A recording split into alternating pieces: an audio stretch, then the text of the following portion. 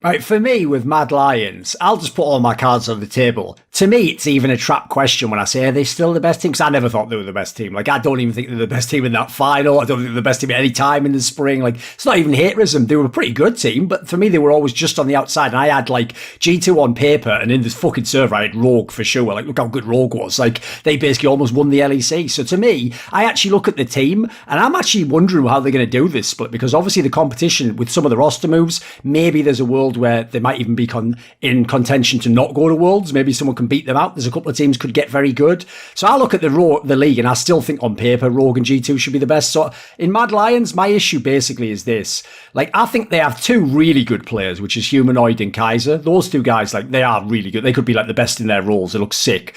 Elyoya looked amazing in his first split, but I always say with junglers, like, you got to wait and see. Like, you never know when the meta flips, when they actually played more games, when people have tried to, like, focusing on them. You don't know what's going to happen there. And I'll just say it straight up. I thought Kazi was pretty underwhelming most of this year thus far. And I think Armut, I think he just is what he is. Like, he has a couple of champions he's good on as like a gimmick, but I haven't seen anything to say he's like a elite top laner for me overall. So as a team, like, I'm very interested to see if they can actually repeat, if they can win again, if they can be like a dominant team this split. Because I kind of don't feel it. I feel like they're going to be like the third or fourth team to me. Thoughts, anyone?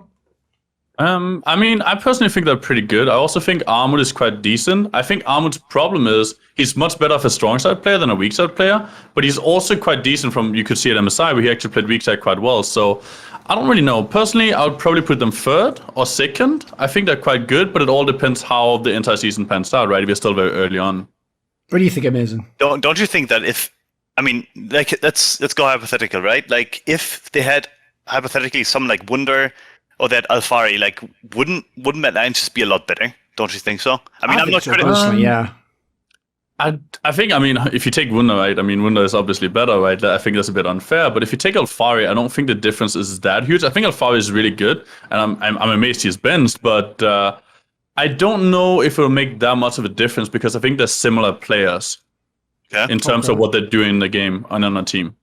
That's interesting. Like, I mean, I'm just wondering, because like when I see Mad Lions, I know that Armin does not, like, and obviously with all the social media that is around him every single time, like, I hear so many voices being like, oh, he's terrible, he has no champion pool whatsoever. That's obviously not true. Like, he has a champion pool, he can actually play multiple champions.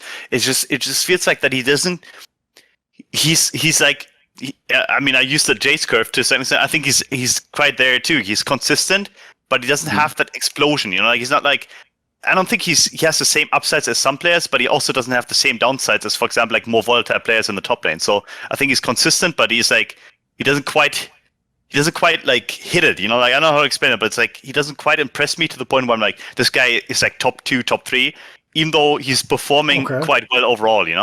Like, he doesn't win the game by himself or whatever. Yeah, that's how I feel. But do you think there's a lot of top laners that are better than him in EU on the other teams right now? Because I don't think so. I mean, Adam is probably one that I would say is absolutely amazing right now for the new talents, but besides him, I think for newer talents, he's really high up there. And then there's Wunder and so on, but overall, I'd probably put him in the top 4 for top laners. We'll get to Fnatic later, don't worry. I think Wunder, Odo, but Odo is also like, I mean, Odo in the finals kind of looked really shaky, so it's really hard to say. I think Wunder is definitely better, but I think Bwipo, when he actually plays top lane and he doesn't like do stuff for the team, I think is better. So I mean, Bwipo doesn't count, right? Because he's not top anymore. I do agree with Oda and Wunder, and then afterwards, I'm not sure. Maybe Adam.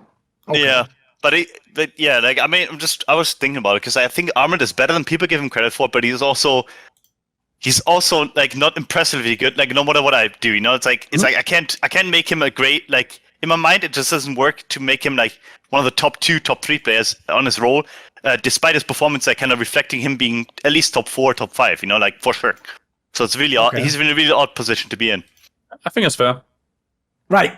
Want to see more cool, funny, interesting clips based on topics from my content? Well, subscribe to this channel then, or, be a pleb and don't.